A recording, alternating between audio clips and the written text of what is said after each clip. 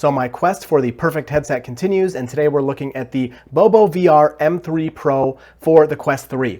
Now I had, of course, the original strap garbage that came with the Quest 3. No one should be using that. It hurts and is awful. Then I ordered the Elite strap with battery directly from Meta, and this doesn't work, and it's kind of documented that this thing is faulty for like 50-ish% of people or something, and Meta is no help to anyone. I still have not gotten a refund for this, even though it's been well over a month, and I am working on that. I will give you some updates about my situation with this at the end of the video, if you want to stick around for that. But we are looking at this today, the Bobo VR M3 Pro. And I have many hours on this now. I've been using it a ton. It, of course, comes with one battery, and I did order a second battery. Oh, geez, the huge magnet on this picked up my whole screwdriver. It comes with I bought a second battery. So for me, when I bought this, and at the time of filming, when I checked, the headset with a single battery is $50, which is, in my opinion, a great deal, especially for how comfortable this thing is. And then an additional battery is $30. The numbers seem off there. I guess maybe the headset is not that expensive and the battery is the expensive part, but I got the two batteries because a big part of VR for me is sharing with other people. And of course, I'll play by myself as well, but when I go to, hang out with friends, or if there's a gathering of people, I think it's really fun to pull this out and have everybody give it a try. I've done that a couple of times now with this headset with the Bobo, and these batteries have worked spectacularly for what they are supposed to do. So installation is super easy. You can see here, I can just do it live for you real quick. You can just pull this off. It just kind of slides onto the side arm there. And you want to be gentle and kind of go back and forth and do each one a little bit at a time, so you don't bend anything too much. But if you just go back and forth, you can see right there, that pulls off there, and that pulls off there. And then of course there's the Velcro strap, which you don't have to, but it's easier if you take the face shield off. You can put the Velcro strap in there, and that attaches to the front of the Bobo here. You put it just like behind this cushion, and that'll help keep it from kind of falling down too much on your face. It'll help keep this from falling down on your face because it's attached to this, and it'll be held up. So with the Bobo, again, installation is really good. It's super comfortable. There are some negatives, which I'll talk about in a minute, but comfort is amazing. So it's almost kind of like a combination of the Elite strap from Meta and like almost a baseball cap or something. So of course you have the cup in the back. It comes by default, you can bend this, so let me just bend it. By default, it comes with this kind of squishy material, which I find extremely comfortable. It also comes with this. Now, I don't know who or why you would want this. I tried it, and it's not that it was uncomfortable, but it was more uncomfortable than the default. So Bobo, if you're watching, just stop making that. That's my opinion. If you've tried this, let me know down in the comments if you like this one better, but I don't know. I see no reason for this to exist. I really don't understand. This is easy to clean. It does come off with Velcro if you want to, again, replace it. So you can just peel that off just like that and put it back. But it's super squishy and extremely comfortable. Along with the front here, let me just take that battery off. Yeah, that's one of my negatives. The front also has the cushion here, and you can pull this off if you want to clean it. This does not have a replacement piece. Only the back part comes with these replacement pieces. But you can peel this off if you want to clean it. And this goes on the front of your head, so if you put it on, it also has the dial here to make it longer or shorter. So you can put it on just like that. Of course, I don't have the Quest on. And then you can pull the dial here, crank the dial, and you make that tight. This looks really freaking goofy without the Quest on. Even with the Quest on, you look like such a nerd, but whatever. And then you have these kind of two supports here that I barely feel on my head. I barely feel them, but they relieve some of the weight from here and from the back so that the thing is not pulling down so much and you're getting a little bit of support up here. So in my opinion, with all these three different straps I've tried now, I don't think you really need this. It doesn't seem you can remove it.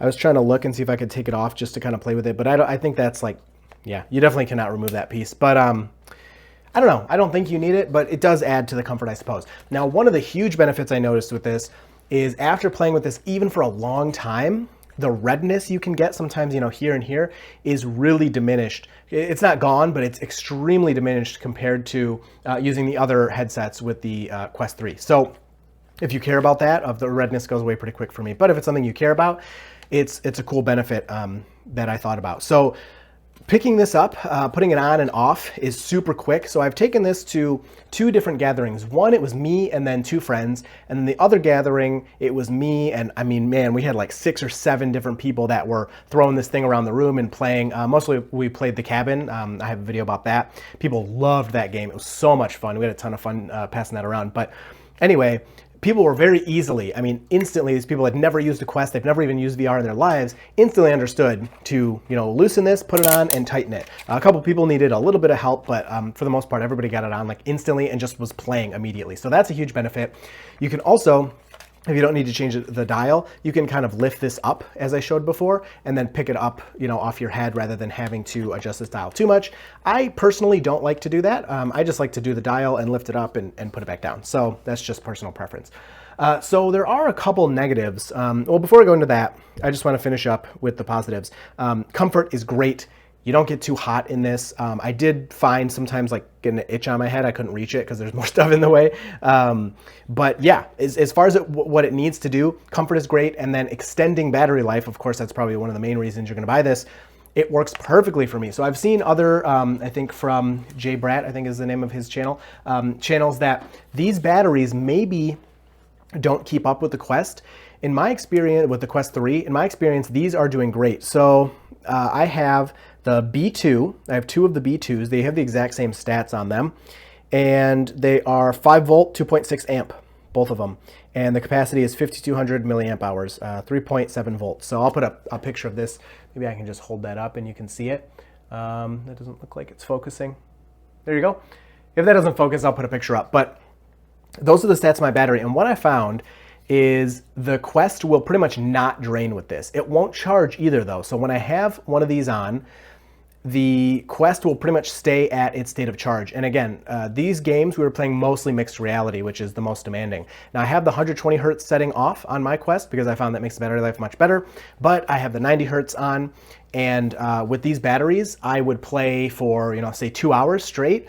And my Quest headset would be at 98% when I started, and it would be at like maybe 96% when I was done. So 2 hours losing 2%, and then this was draining as well. You can see here if you click that button, you can see how much charge that has left. Oh, hopefully my light's not too bright. But those lights on the bottom, there you go, will light up and you can see how much charge is left. But in hours and hours and hours of using these, they are keeping up with my headset. My headset is not draining. Maybe it's draining, you know, 1% an hour or something like that, which is fine. And then you can switch them out super easily. So when you have the headset on, of course, you don't even need to be able to see. That goes on there, and then you can pick it up. If that one's dead, pick up the other one, and then you got however many more. You know, I would say, I didn't really scientifically test this, but just from my experience so far, I would guess each one of these is giving me somewhere around 3 to 4 hours. I mean, that seems like too much, but in the few times I've used these for that long, it's like, I switched these one time while we were playing, and I didn't need to. I just did it because I was like, oh, I haven't even used the second battery yet. I might as well get some use out of it.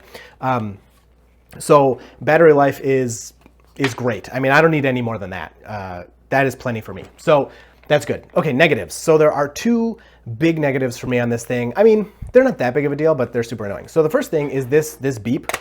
I friggin' hate that. It is so loud, first of all. It is ear piercing, and there's no reason for it. I guess it's telling you it's connected, so like, okay, it's charging my headset, but if you have the, okay, you can feel it click into place. It's not like you can put this thing on wrong. If you have the headset on, you can see that the battery's charging, so the Quest will show you, I'll take a pic and show you a screenshot. Inside the Quest, it'll show you that the Quest is charging. That's how you know this battery is active. So there's no reason for that ding. It's super shrill, and I wish you could turn it off. It's really awful. Second, I don't know what's going on. I'll try to record audio of it or something, but when you're playing and this thing is charging, this unit, this makes noise. I don't know if does this thing have a fan in it or something? I mean, it honestly sounds like there's a cooling fan somewhere in here. I'm like 99% sure there's not, but that's the best way I can describe this noise. When this is active, when it's charging your headset, and it's not like it takes some time, like it gets hot and then it starts to make that noise when it's warm or something. It's just like makes that noise all the time. And it's a little bit annoying. The good news is, so I use the Quest without headphones. I just use the built-in speakers, which I absolutely love. I think they're fantastic. You can't hear it when anything's happening. So if you're playing a game or there's audio, you're watching a video or something, you won't hear it at all. in the slightest. But I just want people to know, I don't want them to buy this and then be like, what the heck, he said this was great and it's making this weird noise. It makes a weird noise when it's charging. I don't know. That and the ding are like super annoying. Other than that, I really enjoy this thing. Now, I hate to do it, but I have to do it. Compared to the Elite strap, now this doesn't work. So if you don't know the whole, drama, I have videos linked above.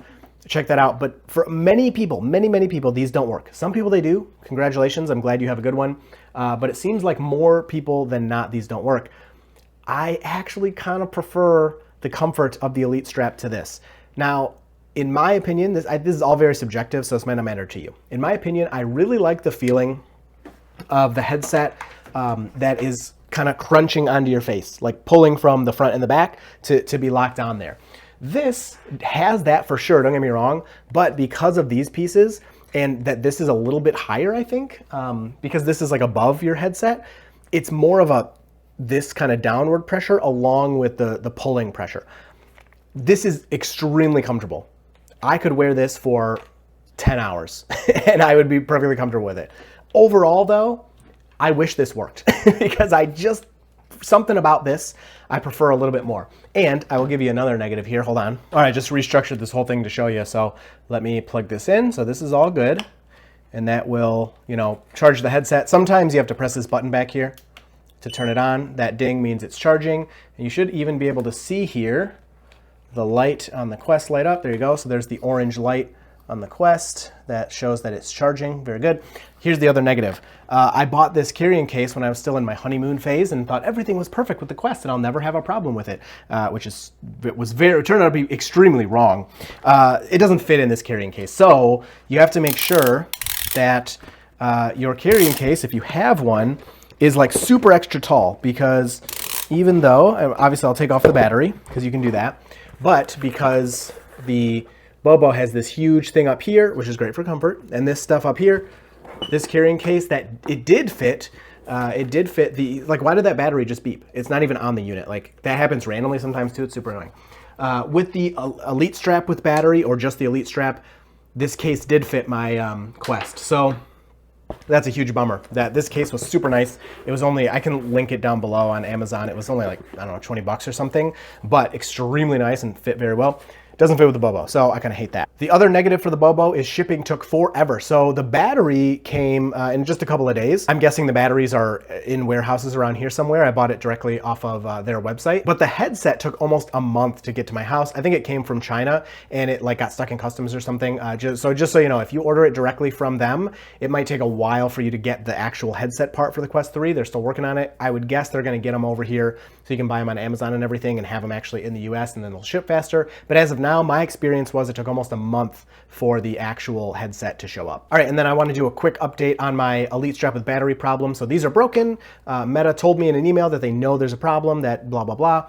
Couldn't get them to give me a refund. I complained on X. They finally emailed me. I actually did a chargeback on this item because no one had responded to me for about 3 weeks. And I was like, I'm not paying for this thing. It literally doesn't work. I am more than willing to return this and get a refund. I will send it back to you. I have the box, whatever. But nobody would respond. I couldn't return it. So I did a chargeback. Well, Meta finally responded to me. And I said, yeah, I'm more than happy to return this thing. They wanted all the info of the serial number of this, the serial number of my headset, my name, my address, whatever. So I gave them all that, and then they immediately ghosted me again for like 2 weeks. It's like, this is crazy. So because I did the chargeback now, I can't buy any games on the store. So my headset still works. I can download free games, but I can't buy any games, even though I have store credit. The store credit won't work. So back and forth with them, I reversed the chargeback. So this charge is on my credit card as of now. I have still paid for this, but they are working on giving me a refund and restoring my ability to buy games. So it's just kind of, I love tech, but at the end of the day, it's kind of lame that we don't actually own this stuff. If for some reason Meta thinks that I'm a jerk, they can just shut everything off. I can't use it anymore. So it's just, I don't know, it's a little bit outside of the scope of the Quest, but it's just something that really bothered me, that like, I got ripped off with this thing, and instead of Meta like doing the right thing immediately and letting me return it, they screw me over by banning me from buying apps and using the headset and still making me pay for this crap. So I think it sounds like we're getting there where this is gonna be resolved soon. But as of now, it still has not been resolved. So I guess kind of my bad. I should have bought this on Amazon and not directly from Meta, but at the time it wasn't available on Amazon. So anyway, that's an update on that, and you will see me in the next video.